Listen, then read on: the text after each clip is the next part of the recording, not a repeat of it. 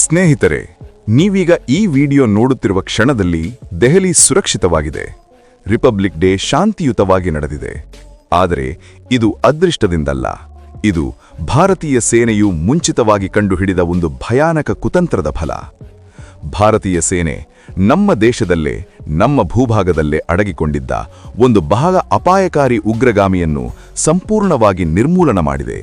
ಈ ವ್ಯಕ್ತಿ ಜನವರಿ 26ರಂದು ಅಥವಾ ಅದಕ್ಕೂ ಮುಂಚಿತವಾಗಿಯೂ ದೆಹಲಿಯಲ್ಲಿ ನಡೆದ ಬಾಂಬ್ ಸ್ಫೋಟಕ್ಕಿಂತಲೂ ಹೆಚ್ಚು ಭಯಾನಕ ದಾಳಿಗಳನ್ನು ಮಾಡಲು ಯೋಜಿಸಿದ್ದ. ಆದರೆ ಭಾರತೀಯ ಸೇನೆ ಆ ಅಪಾಯವನ್ನು ಸಮಯಕ್ಕೆ ಮುಂಚಿತವಾಗಿ ತಡೆದುಬಿಟ್ಟಿತು. ಜನವರಿ 26ರ ಮುಂಚೆ ಏನು ನಡೆಯಿತು, ಆ ದಿನ ಏನು ನಡೆಯುವ ಸಾಧ್ಯತೆಯಿತ್ತು ಎಂಬುದನ್ನು ಈಗ ಸ್ಪಷ್ಟವಾಗಿ ನೋಡೋಣ. ಈ ವ್ಯಕ್ತಿ ಒಂದು ಸಾಮಾನ್ಯ ಹಳ್ಳಿಯನ್ನು ಕೂಡ ಸಂಪೂರ್ಣವಾಗಿ ಬಂಧಿಗಳಂತೆ ಮಾಡುವ ಸಾಮರ್ಥ್ಯದ ದುಷ್ಟ. ಭಾರತೀಯ ಸೇನೆ ಒಂದು ಗುಹೆಯಲ್ಲಿ ಅಡಗಿಕೊಂಡಿದ್ದ ಈ ಉಗ್ರಗಾಮಿಯನ್ನು ಸಮರ್ಥವಾಗಿ ಹೊಡೆದು ಹಾಕಿತು. ಅವನನ್ನು ತಡೆಯದಿದ್ದರೆ ಇನ್ನು 2 ವರ್ಷಗಳಿಂದ ಅದೇ ಗುಹೆಯಲ್ಲಿ ಅಡಗಿಕೊಂಡಿರುತ್ತಿದ್ದ. ಸೇನೆ ಅವನ ಹಲವು ರಹಸ್ಯ ಬೇಸುಗಳನ್ನು, ಅಡಗು ಸ್ಥಳಗಳನ್ನು ನಾಶಪಡಿಸಿದ್ದರಿಂದ ಬಲವಂತವಾಗಿ ಗುಹೆಯಲ್ಲೇ ಬದುಕಬೇಕಾಯಿತು. ಹಿಂದೆ ಅವನು 6 ಬಾರಿ ಉಗ್ರಗಾಮಿ ದಾಳಿಗಳಿಗೆ ನಾಯಕತ್ವ ವಹಿಸಿದ್ದ. ಆ ದಾಳಿಗಳಲ್ಲಿ ಭಾರತೀಯ ಸೈನಿಕರು, ಸಾಮಾನ್ಯ ಜನರು ಬಹಳಷ್ಟು ಮಂದಿ ಪ್ರಾಣ ಕಳೆದುಕೊಂಡರು. ಈ ಘಟನೆ ನಡೆದ ದಿನಾಂಕ ಜನವರಿ 23, 2026. ಆದರೆ ಇದು ಒಂದು ದಿನದ ಕೆಲಸವಲ್ಲ. ಇದು ಜನವರಿ 7ರಿಂದ ಆರಂಭವಾದ ಆಪರೇಷನ್. ಸುಮಾರು 20 ದಿನಗಳ ಕಾಲ ನಿರಂತರ ಟ್ರ್ಯಾಕಿಂಗ್, ಇಂಟೆಲಿಜೆನ್ಸ್ ಸಂಗ್ರಹಣದ ನಂತರ ಕೊನೆಗೆ 10 ನಿಮಿಷಗಳಲ್ಲಿ ಅಥವಾ ಕೆಲವು ನಿಮಿಷಗಳಲ್ಲೇ ಅವನನ್ನು ನಿರ್ಮೂಲನ ಮಾಡಿದರು. ಇದು ಭಾರತೀಯ ಸೇನೆ, ಜಮ್ಮು ಕಾಶ್ಮೀರ ಪೊಲೀಸ್, ಸಿಆರ್ಪಿಎಫ್ ಜಂಟಿ ಆಪರೇಷನ್. ಹೆಸರು ಕಠುವಾ ಆಪರೇಷನ್ ಅಥವಾ ಪರ್ಹೇಟಾರ್ ಪ್ರದೇಶ ಆಪರೇಷನ್ ಎಂದು ಕರೆಯುತ್ತಾರೆ. ಈ ವ್ಯಕ್ತಿಯ ಹೆಸರು ಉಸ್ಮಾನ್ ಅಲಿಯಾಸ್ ಅಬು ಮಾವಿಯಾ. ಪಾಕಿಸ್ತಾನ ಮೂಲದ ಜೈಷ್ ಎ ಮೊಹಮ್ಮದ್ ಹಿರಿಯ ಕಮಾಂಡರ್. 2024ರಿಂದ ಉಧಂಪುರ್ ಕಠುವಾ ಬೆಲ್ಟ್ನಲ್ಲಿ ಸಕ್ರಿಯವಾಗಿದ್ದ. ಹಿಂದೆ ಜನವರಿ 7ರಂದು ಕಮಡ್ನುಲ್ಲಾ ಬಳಿ, ಜನವರಿ 13ರಂದು ನಜೋಟೆ ಅರಣ್ಯದಲ್ಲಿ ಎನ್ಕೌಂಟರ್ಗಳು ನಡೆದವು. ಆದರೆ ಅವನು ತಪ್ಪಿಸಿಕೊಂಡ. ಅವನ ಬಳಿ 3 ಹೈಡೌಟ್ಗಳು ಬಯಲಾದವು, 2 ನೈಸರ್ಗಿಕ ಗುಹೆಗಳು, 1 ಮಾನವ ನಿರ್ಮಿತ ಬಂಕರ್. ಇವೆಲ್ಲವನ್ನೂ ಭಾರತೀಯ ಸೇನೆ ನಾಶಪಡಿಸಿತು. ಇತ್ತೀಚೆಗೆ ಜಮ್ಮು ಕಾಶ್ಮೀರದ ಪರ್ವತ ಪ್ರದೇಶದಲ್ಲಿ ಭಾರತೀಯ ಸೇನಾ ವಾಹನ ಅಪಘಾತಕ್ಕೀಡಾಯಿತು. ಸುಮಾರು 10 ಮಂದಿ ಸೈನಿಕರು ಮರಣ ಹೊಂದಿದರು, 9ರಿಂದ 10 ಮಂದಿ ಗಾಯಗೊಂಡರು. ಜನವರಿ 26ರ ಮುಂಚೆ ಆ ದಿನದವರೆಗೂ ಸೇನೆ ಮೇಲೆ ಭಾರೀ ದಾಳಿಗಳು ನಡೆಯುವ ಸಾಧ್ಯತೆ ಇದೆ ಎಂದು ಸೂಚನೆಗಳು ಬಂದವು.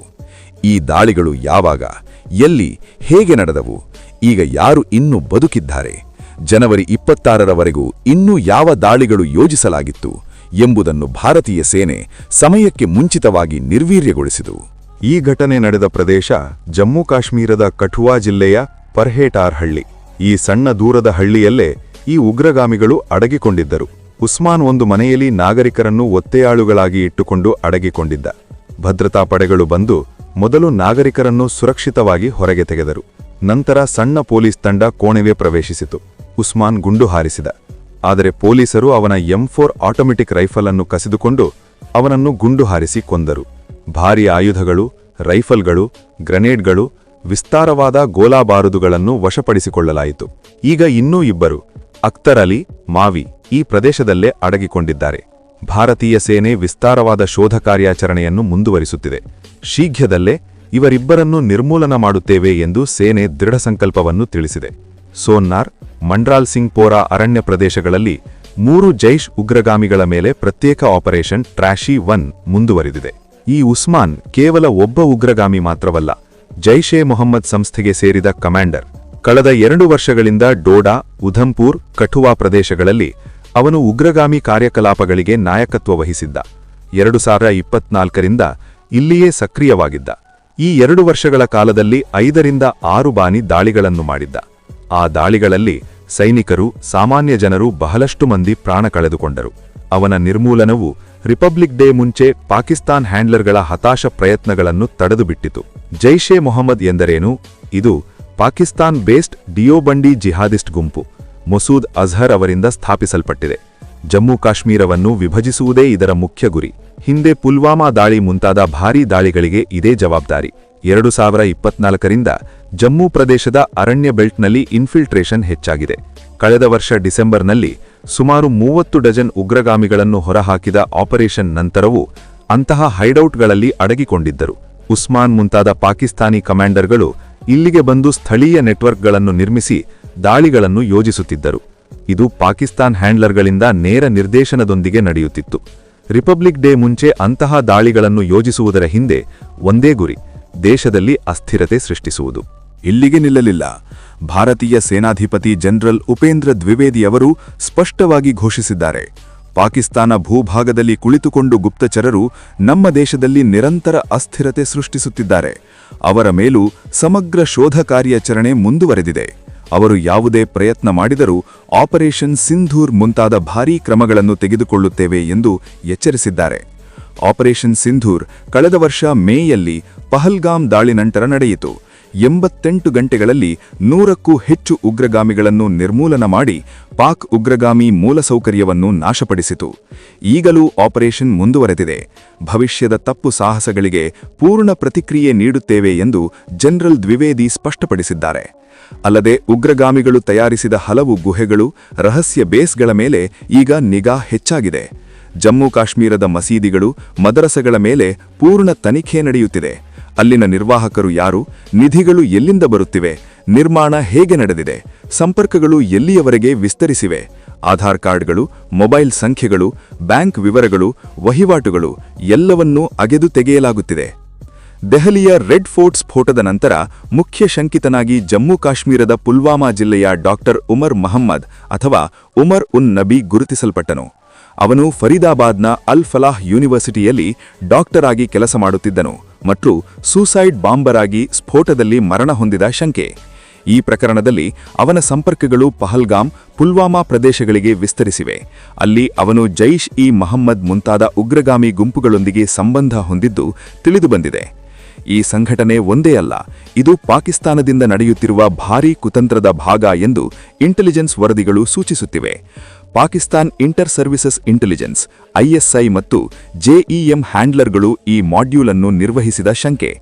ಡಾಕ್ಟರ್ ಉಮರ್ ಜೊತೆಗೆ ಮತ್ತೊಬ್ಬ doctor Muzammil Ganai, doctor Adeel Ahmad Rather, doctor Shaheen Sayyed ಮುಂತಾದ ವೈಟ್ ಕಾಲರ್ ಟೆರರ್ ಮಾಡ್ಯೂಲ್ ಸದಸ್ಯರು ಬಂಧನಕ್ಕೀಡಾಗಿದ್ದಾರೆ. ಅವರು ಫರೀದಾಬಾದ್ನಲ್ಲಿ ಆಯುಧಗಳು, ಸ್ಫೋಟಕಗಳು, ಮುಖ್ಯವಾಗಿ 2900 ಕಿಲೋ ಅಮೋನಿಯಂ ನೈಟ್ರೇಟ್ ಮತ್ತು ಆರ್ಡಿಎಕ್ಸ್ ಸ್ಟಾಕ್ ಮಾಡಿ ಭಾರೀ ದಾಳಿಗಳನ್ನು ಯೋಜಿಸುತ್ತಿದ್ದರು ಎಂದು ಜಮ್ಮು ಕಾಶ್ಮೀರ ಪೊಲೀಸ್ ಮತ್ತು ಎನ್ಐಎ ನ್ಯಾಷನಲ್ ಇನ್ವೆಸ್ಟಿಗೇಷನ್ ಏಜೆನ್ಸಿ ತನಿಖೆಯಲ್ಲಿ ಬಯಲಾಯಿತು. ಈ ಮಾಡ್ಯೂಲ್ 2019 ಪುಲ್ವಾಮಾ ದಾಳಿಯ ಮಾಸ್ಟರ್ ಮೈಂಡ್ ಉಮರ್ ಫಾರೂಕ್ ಅವರ ಪತ್ನಿಯೊಂದಿಗೂ ಸಂಬಂಧ ಹೊಂದಿದ್ದು ತಿಳಿದುಬಂದಿದೆ. ಮುಂಚಿತವಾಗಿ ಕ್ರಮ ಕೈಗೊಳ್ಳಬೇಕಿದ್ದದ್ದು ಹೋಗಿ ಈಗಲಾದರೂ ಜಾಗೃತರಾದರೂ ಸವೇರ ಎನ್ನುವಂತೆ ಭಾರತೀಯ ಸೇನೆ ಮತ್ತು ಭದ್ರತಾ ಪಡೆಗಳು ಈ ಕುತಂತ್ರಗಳನ್ನು ಸಮರ್ಥವಾಗಿ ತಡೆದುಬಿಟ್ಟವು. 2026 ಜನವರಿ 26ರ ರಿಪಬ್ಲಿಕ್ ಡೇ ಸಂದರ್ಭಕ್ಕೆ ಯೋಜಿಸಿದ ಭಾರೀ ದಾಳಿಗಳನ್ನು ಸಂಪೂರ್ಣವಾಗಿ ನಿರ್ವೀರ್ಯಗೊಳಿಸಿದವು.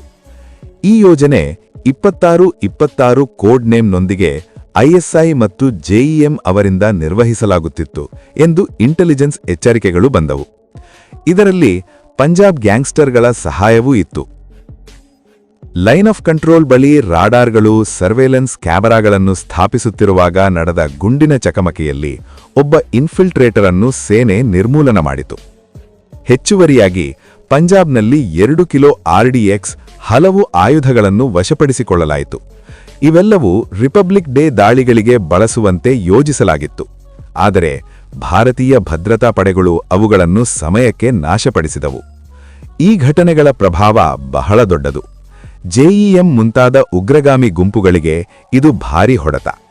ಪಾಕಿಸ್ತಾನ ಹ್ಯಾಂಡ್ಲರ್ಗಳಿಗೆ ಸ್ಪಷ್ಟ ಸಂಕೇತ: ನೀವು ಇನ್ಫಿಲ್ಟ್ರೇಟ್ ಮಾಡಿದರೂ, ನಿಮ್ಮ ಕಮಾಂಡರ್ಗಳು ಭಾರತದಲ್ಲಿ ಅಡಗಿಕೊಂಡರೂ ನಮ್ಮ ಭದ್ರತಾ ಪಡೆಗಳು ಬಿಡುವುದಿಲ್ಲ. ರಿಪಬ್ಲಿಕ್ ಡೇ ಶಾಂತಿಯುತವಾಗಿ ನಡೆಯುವಂತೆ ನೋಡಿಕೊಂಡರು. ಜಮ್ಮು ಕಾಶ್ಮೀರದಲ್ಲಿ ಉಗ್ರಗಾಮಿಯಿಂದ ಪ್ರವಾಸೋದ್ಯಮಕ್ಕೆ ಬದಲಾವಣೆ ಸ್ಪಷ್ಟವಾಗಿ ಕಾಣುತ್ತಿದೆ. ಪಹಲ್ಗಾಮ್ ಮುಂತಾದ ಪ್ರದೇಶಗಳಲ್ಲಿ ಪ್ರವಾಸಿಗರು ಹೆಚ್ಚುತ್ತಿದ್ದಾರೆ. ಸೇನೆ ಅಂತಹ ಆಪರೇಷನ್ಗಳೊಂದಿಗೆ ದೇಶದ ಭದ್ರತೆಯನ್ನು ಬಂಡೆಯಂತೆ ಗಟ್ಟಿಯಾಗಿಟ್ಟಿದೆ. ಆದರೆ ಮೀಡಿಯಾ ಈ ವಿಷಯಗಳನ್ನು ಕಡಿಮೆಯೇ ಚರ್ಚಿಸುತ್ತದೆ. ಏಕೆಂದರೆ ಇವು ರಾಜಕೀಯ ಮಸಾಲ ಅಲ್ಲ, ನಮ್ಮ ದೇಶದ ಭದ್ರತೆಗೆ ಸಂಬಂಧಿಸಿದ ಕೀಲಕ ಅಂಶಗಳು. ನಮ್ಮ ಭಾರತೀಯ ಸೇನೆ, ಎನ್ಐಎ, ಪೊಲೀಸ್ ಪಡೆಗಳು ಮಾಡಿದ ಕೃಷಿಗೆ ಗೌರವಪೂರ್ವಕ ಸಲ್ಯೂಟ್ ನೀಡೋಣ. ಜೈ ಹಿಂದ್.